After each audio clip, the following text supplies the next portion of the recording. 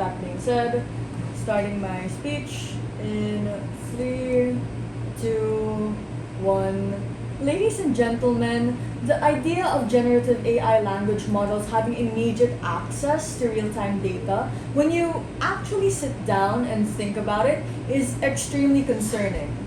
Side opposition can't seem to completely grasp just how bad the idea is and is looking at the motion with rose-tinted glasses.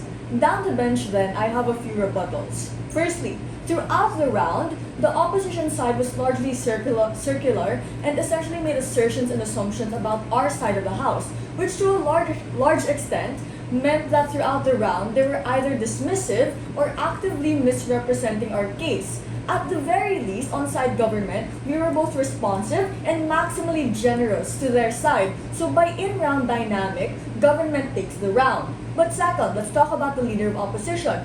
The leader of opposition merely glosses over the fact that, over the case of my prime minister, focusing on the benefits of real-time data attainment and what it achieves, and largely dismissing the fact that this will lead to misinformation, historical revisionism on a macro scale, because there is no mechanism to filter out the data to ensure nothing is conflicting and everything is of quality. For this, the leader of opposition cannot take the first exchange. But let's dissect the speech of Deputy Leader of Opposition. Firstly, Deputy Leader of Opposition asserts that these language models do not have a bias. Sure, the technology itself might not, but my Prime Minister already told you how all of these are inputs from existing bodies of data. It's all a bunch of code and information. AI is not a sentient person or a conscious stream of existence. People are the ones building these datasets, and we tell you that the risks my partners flag actually happen, as what we've been seeing in status quo with the backlash against a plethora of platforms. But second, the Deputy Leader of Opposition says that people are not likely to fact check in real time because it's hard to do and there's too much information. That, Mr. Speaker, is precisely the point. They do not fact check. That's why, in hindsight, these companies had to step in and update their parameters. This is a principled concession that had we vetted the information first, there would be more likelihood of that not happening. This is a regrets motion and is retroactive. Our counterfactual, which you clearly get from my Prime Minister, is that when you delay access to information, companies and individuals give time for stories and information to develop into truths. Only in hindsight can we say that the COVID vaccines do work, or that Fed's monetary policies led to rampant inflation.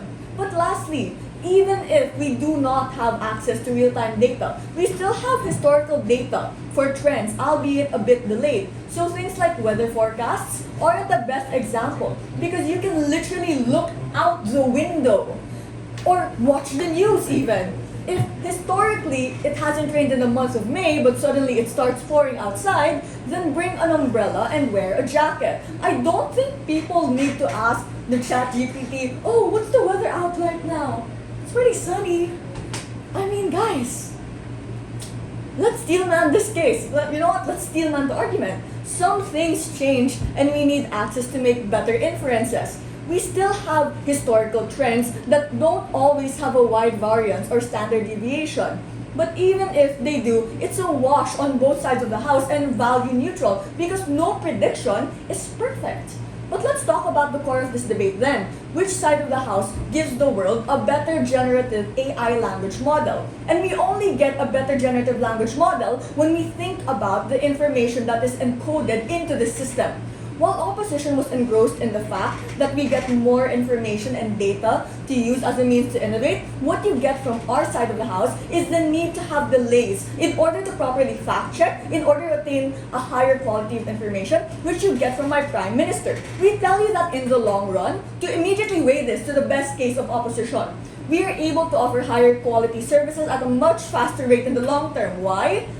The fact that we choose to prioritize quality now means over time, the choice of prioritization compounds over time, because we choose to make business decisions and technological innovations with the principle of staying true to the facts and historical data rather than merely prioritizing quantity. Which means that because of the prioritization of quality data over time, the overall AI language models are better and more reliable. And we can even go as far as to say that we become more efficient since we actively pursue processes and systems that lead to accurate information, which is something that happens exclusively on-site government. The fact that we assure quality information in the short term and the efficiency that will compound over time because of this prioritization is crucial in the round, because both sides of the house aspire to deliver to their users and give the best quality services.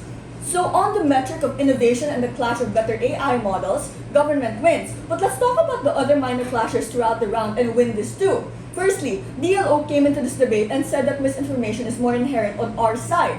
The response that came from DLO is actually out of this debate because we never once mentioned in a comparative, we never once said that our comparative is social media. But that's not the discussion at hand. What we tell you is that if you really want to ChatGPT to become this educational force, you have to concede that it needs time in order to evolve. But second, on the predictability of the phenomena, DLO mentioned that it is far more likely to predict data on their side of the house, which is not true, because predictions inherently become stronger when there is time to interpret it and when there is time to see how the phenomenon evolves. What opposition side champions does more of a disservice because it makes you commit to a decision without knowing if that decision is correct in the first place. So to conclude, both government and opposition want these models to be more of a positive force, but the necessary prerequisite of this positive force is the time it needs to be vetted. We tell you that real-time data is biased, oftentimes incorrect or not incomplete. If you want a better world, side with Gov. Proud to propose.